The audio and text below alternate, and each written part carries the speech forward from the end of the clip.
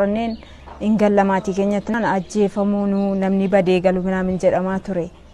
Erga akkas jedhamee utuu badee kan deemu akaraatti utuu ajjeefamaa jiru nuyi itti dhiisnee utuu waraana kana gaafa waraanni kun ka'u waraana kana galleerra.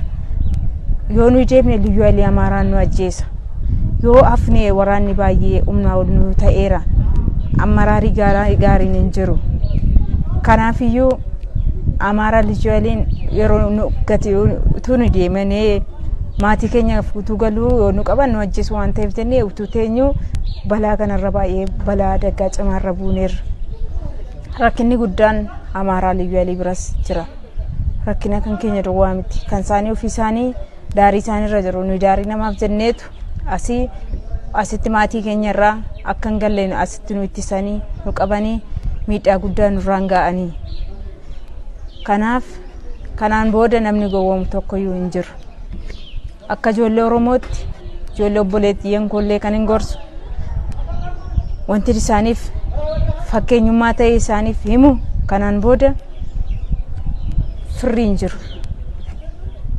Firri tokkoyyuu hin jiru. Fira wanti jettee dubbistu namni tokko hin jiru.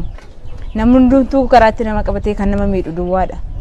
Illaa Jamaal Mahammadin Jama Araddaan Raadube Aanaa Malkaaballoo Kofakaas Jambii kan akkitti na fide walgahii aanarra jira jeeti bulchiinsaa nageenyi Araddaadha qabee aanarra na baase aanaa hoggaan dhufu godinarra nageessu poolisiin dirqamaan an deemuu hin barbaadu osoo hin jiru poolisiin dirqamaan godinarra nageesse godinattillee niin deebi'ee harkoon qabaa niin galaa yeetiin ittiin uleedhaan dhiitichaa garaa keessa nama dhidhiitaa uleedhaan dirqamaan makiinaa halkarraa isaa torbatti fuudhee nu naqee achirraa kaasee Gabra Taaboor bakka jaamte nu fidee guyyaa sadiitti uffata keenya kan milishaa nurraa yaasee uffata makalaakaa nu kaa'ee leenjii hin qabnu tooftaa loltummaa hin beeknu fuudhee achirraa Gabra Taaboor bakka jaamte sanirraa nu fuudhee